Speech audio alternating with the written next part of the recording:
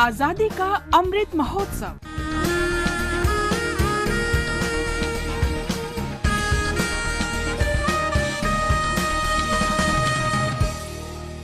आजादी का सफर आकाशवाणी के संग। भारत का स्वाधीनता संघर्ष आधुनिक विश्व के महानतम संघर्षों में से एक है। आकाशवाणी से हम आपके लिए प्रतिदिन ला रहे हैं इस संघर्ष की झलक। England is so powerful.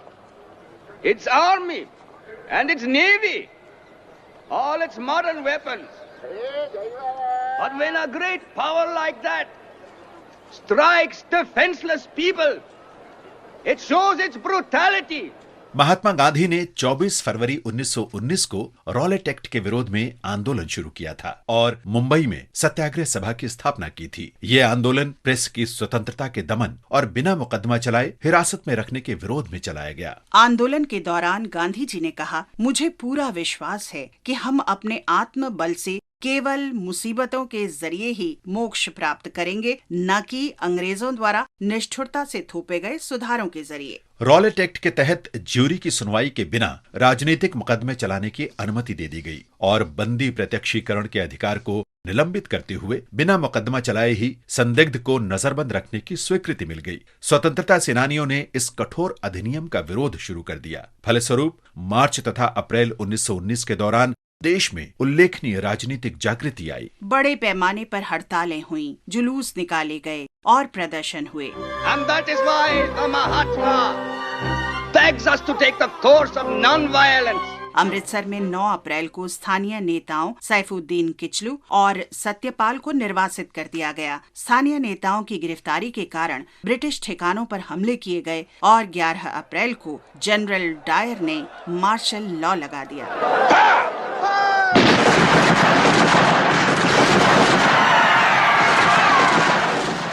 13 अप्रैल 1919 को जलियांवाला नरसंहार की घटना के बाद पूरा देश असहयोग आंदोलन में शामिल हो गया। मार्च 1922 में दमनकारी कानून कमेटी की रिपोर्ट स्वीकार करते हुए ब्रिटिश औपनिवेशिक सरकार ने Rowlatt act, the press act और 22 अन्य कानून वापस ले लिए।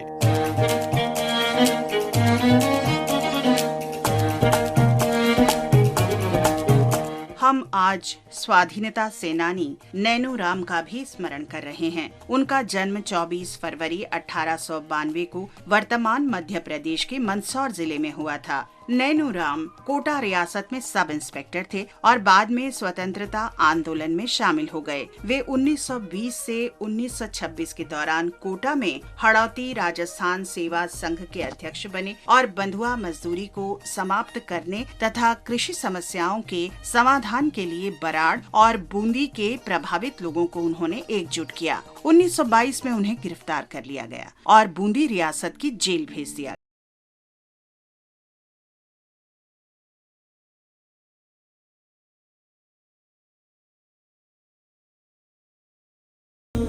उन्नीस 1926 से 1936 तक नैनू राम कोटा में हाड़ौती राज्य प्रजामंडल के अध्यक्ष रहे। उन्होंने 1934 से 1936 तक कोटा राज्य प्रजामंडल के कार्यकारी सदस्य के रूप में भी कार्य किया और मई 1939 में मंगरोल में इसके चौथे अधिवेशन के अध्यक्ष निर्वाचित हुए। उदार और धर्मनिरपेक्ष नेता के रूप में नैनू राम ने कोटा रियासत में लोकतांत्रिक सरकार की वकालत की। रामगंज मंडी से पैतृक गांव निमाड़ा जाते समय 14 अक्टूबर 1941 को उनकी हत्या कर दी गई। नैनू राम को हमारी विनम्र श्रद्धांजलि।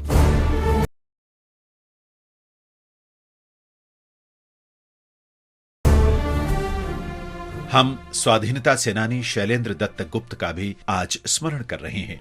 उन्हें 24 फरवरी 1933 को क्रांतिकारी गतिविधियों के लिए दोषी ठहराया गया था। शैलेंद्र का जन्म 1916 को तत्कालीन बंगाल के ढाका में हुआ था। वे क्रांतिकारी समूह श्री संघ के सदस्य थे। उन्हें शस्त्र अधिनियम के तहत दोषी ठहराया गया और प्रताड़ित किया गया। नजरबंदी के दौरान ही उन्होंने अंतिम सांस ली।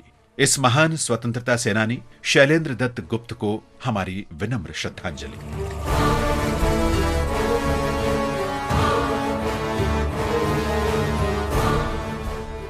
हम स्वाधीनता सेनानी बोंदोका भोत्रा का भी स्मरण कर रहे हैं। उनका निधन 24 फरवरी 1943 को हुआ। बोंदो का भोत्रा ने महात्मा गांधी के राष्ट्रव्यापी आंदोलन के आह्वान पर ओडिशा में 1942 में भारत छोड़ो आंदोलन में भाग लिया। उन्हें गिरफ्तार कर लिया गया और नवरंगपुर जेल भेज दिया गया। जेल में खराब स्थिति और चिकित्सा के अभाव के कारण वे बीमार हो गए। 15 फरवरी 1943 को उन्हें अस्पताल में भर्ती कराया गया और बाद में कोरापुट जेल भेज दिया गया। जेल में ही 24 फरवरी 1943 को उनका निधन हो गया। भारत माँ के इस महान सपूत बोंदोका भोत्रा को हमारी